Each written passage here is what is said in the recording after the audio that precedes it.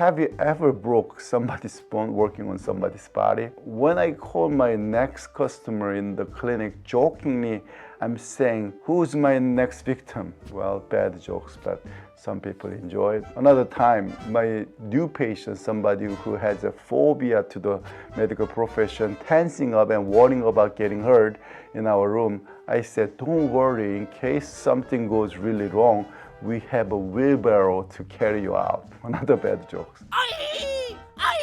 The last one, when somebody asks me, seems like you go really deep in the human body. Have you ever broke anybody's bone? Then my answer is rarely that happens. Only once or twice this month, so don't worry.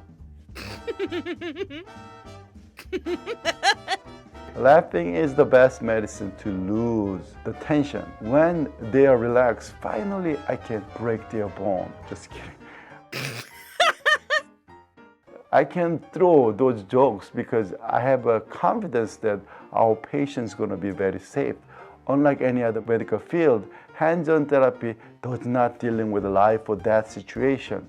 Almost never. We are just dealing with improving the quality of life. The worst case scenario could be a few days of bruises and soreness that eventually go away.